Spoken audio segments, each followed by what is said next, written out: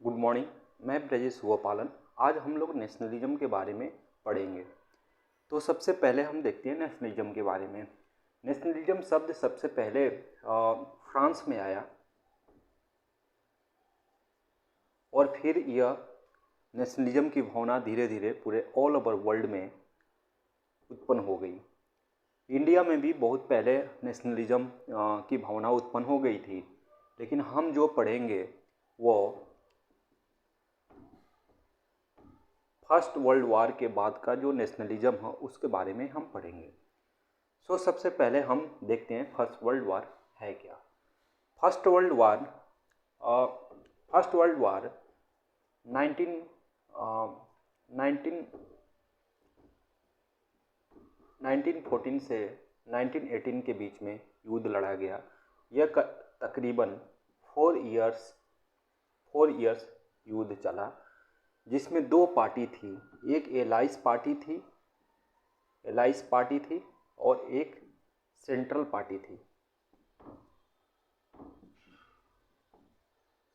Party थी। ये दो पार्टी के बीच में लड़ाई हुई, जिसमें आप जानते हैं कि इंडिया भी एक ब्रिटिश गवर्नमेंट का कॉलोनी थी, तो इंडिया भी ब्रिटिश सरकार के साथ, मतलब एलाइज पावर के साथ युद्ध लड़ी थी। इस युद्ध में एलाइज पार्टी की जीत हुई थी, जिसमें एलाइज पार्टी में ब्रिटेन और यूएसए मेन कंट्री थी, जबकि सेंट्रल पार्टी में जर्मनी और तुर्की मेन पार्टी थी। तो प्रथम विश्व युद्ध के दरमियान during the first world war the prices of object has been doubled. मतलब जो वस्तु की जो रेट थी, जो मार्केट में वस्तु की रेट थी, वो स्लाइटली डबल हो गई, जिसके वजह से हमारे जो पब्लिक थी वो एफर्ट नहीं कर पाती थी, सारी वस्तुएं नहीं खरीद पाती थी। और उसी दरमियान 1918 से 1919 और 1920 से लेकर 1921, ये 2 इयर्स जो हमारे देश के जो क्रॉप्स थे वो फेल्ड हो गया, मतलब बीमारी से ग्रसित हो गया। उस टाइम प्लेग नामक एक बीमारी आ गई थी, जो अनाजों को पूरी तरह से डिस्टर्ब कर दी। उसके वजह से हमारे देश में खाने पीने की बहुत ही स्थिति खराब हो गई थी। उसी दरमियान इन्फ्लुएंजा नाम के, जैसा कि हमने बताया, इंडिया जो ब्रिटिश कॉलोनी का एक पार्ट था, तो हमारे इंडियन आर्मी भी उस युद्ध में लड़ने के लिए गए थे। और जब वो when he came back from the European country, then he carry out influenza disease. So influenza disease के वजह से 12 to 13 million people has been died. मतलब 120 से लेकर 130 लाख लोग इन्फ्लुएंजा महामारी की वजह से मर गए। और यह फर्स्ट टाइम था जब हम 1921 का सेंसस देखें और 1911 का सेंसस देखें, तो इस टाइम जनसंख्या ज़्यादा थी एज कंपेयर टू 1921। मतलब इतनी लोगों की मृत्यु हो गई जितना लोग जन्म भी नहीं लिए। इसलिए ये एक बहुत बड़ा पैंडेमिक थी, और इसमें बहुत ज़्यादा लोग मारे गए, और ये एक बहुत बड़े पैमाने पर महामारी थी। After the first world war, our intellectual people and leader are thinking and hoping that the situation will be better, but it did not happen better. और उसके बाद एक new phase of struggle start हुआ, और with the help of new leader के साथ एक new phase of struggle start हुआ। और सबसे पहले हम सत्याग्रह के आइडिया के बारे में हम जानेंगे। जो सत्याग्रह का मीनिंग है, मतलब है power of truth, need to search for truth. मतलब Satyagraha emphasis the power of truth और need to search for truth.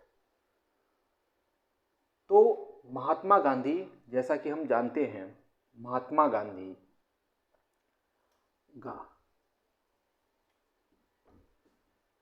Gandhi ji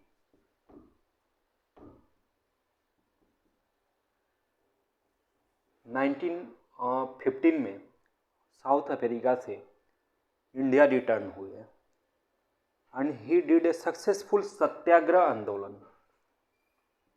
Satyagraha movement in South Africa.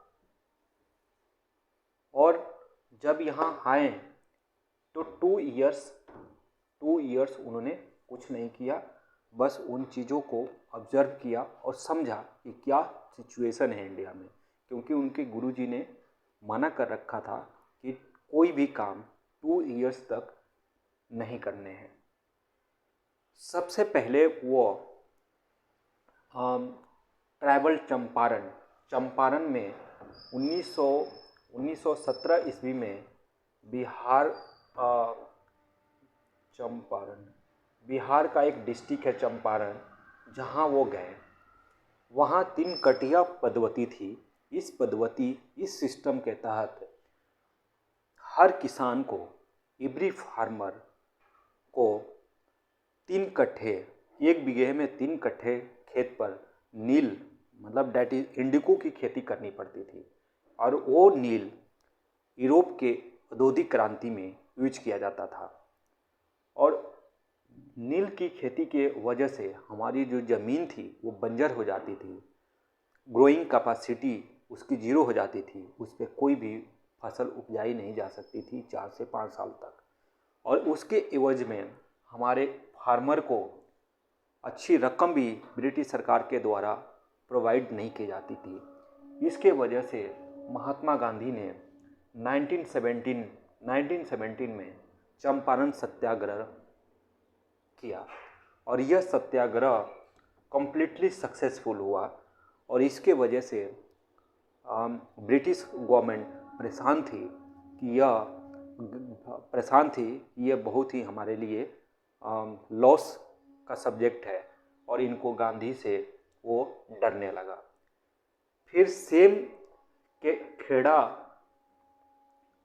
Gujarat में 1917 में वो पहुंच गए, और वहाँ पर भी जो फार्मर जो थे उनकी स्थिति बहुत ख़राब थी, और फार्मर की स्थिति बहुत ख़राब थी और वो बहुत परेशान थे, और वो टैक्स भरने को मजबूर थे, but they are not able to pay the tax, that is why they are demanding, but the British government is not agree to listen their voice।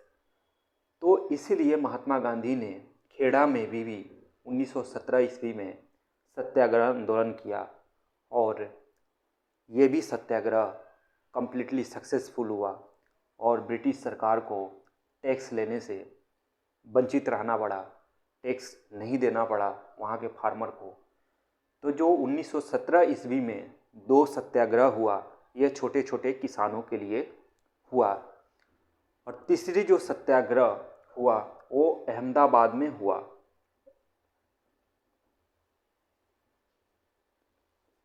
Ahmedabad में 1918 ईस्वी में हुआ। यह जो तीसरी सत्याग्रह थी वो हम फार्मर के लिए नहीं थी, ये कॉटन मिल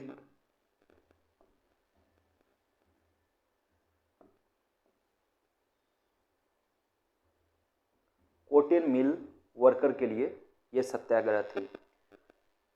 जैसे का हमने बताया और हम जानते हैं कि प्रथम विश्व युद्ध के टाइम महंगाई इतनी हो गई थी कि वस्तुओं की दाम ऑलमोस्ट डबल हो गई थी, जिसके वजह से जो कॉटन मिल के वर्कर थे वो प्रॉपर तरीके से वो अपने खाने पीने की वस्तुओं को भी नहीं खरीद पाते थे। तो इसीलिए उनकी हालात बदतर होती जा रही थी।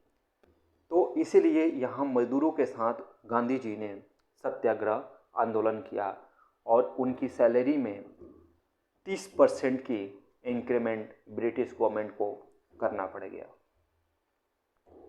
इस वजह से वो बहुत ही परेशान हो गए और परेशान होकर बिना सोचे समझे उन्होंने रॉलेट एक्ट ला दिया। रॉलेट एक्ट लाने का उनका मेन वजह था कि कोई भी सत्याग्रही लोग या जो भी आंदोलनकारी जो नॉन वॉयलेंस तरीके से कर रहे हैं या वॉयलेंस तरीके से कर रहे हैं, उनको बिना प्रूफ किए हुए उनको 2 इयर्स के लिए डिटेंशन हम कर सकते हैं। मतलब 2 साल के लिए हम अंडर ट्रायल जेल हम में डाल सकते हैं। तो ये एक आंधा कानून था जो कि बहुत बिना न्यायपूर्ण गैर कानूनी तरीके का कानून थी। तो महात्मा गांधी ने 6 अप्रैल 1919 को रॉलेट एक्ट के अगेंस्ट सत्याग्रह आंदोलन छेड़ दिया। इसके तथ्य पश्चात लोगों के मन में बहुत गुस्सा और उत्साह के साथ वो आंदोलन में सत्याग्रह में शामिल होने लगे और लाखों की जनसंख्या में लोग एक जगह जुटने लगे। उस वजह से सरकार और चिंतित हो गई और सोचने लगी कि ये तो दिनों पर दिन बहुत एक्साइटेड हो रहे हैं, हमारे विरोध में खड़े हो रहे हैं। तो उन्होंने क्या किया कि 13 अप्रैल 1919 को जलियांवाला बाग में बैसाखी का मेला था, जिसमें शांतिपूर्ण एक मीटिंग भी कर रहे थे। उसमें जनरल डायर आया और चारों गेट को बंद करवा के निहत्थे लोगों पे गोलियां चलवा दी, जिसमें 400 से 500 लोग मारे गए। जब जनरल डायर से पूछा गया कि आपने ऐसा क्यों किया, तो उसने बोला कि हमारे अगेंस्ट में आवाज़ उठाने की हिम्मत कैसे हुई, इनको डर होना चाहिए हमसे, हमारे विरोध में कैसे आवाज़ उठा सकते हैं। तो ये रॉलेट एक्ट हुआ। इसके वजह से जब जलियांवाला हत्याकांड हुआ, उसके वजह से महात्मा गांधी चूँकि अहिंसा पे विश्वास रखते थे, नॉन वॉयलेंस पे विश्वास रखते थे, इसके वजह से जब हिंसा होने लगी सत्याग्रह की वजह से, तो उन्हें सत्याग्रह को विड्रॉ कर लिया, उसे छोड़ दिया और छोड़ के एक खिलाफत आंदोलन चल रही थी।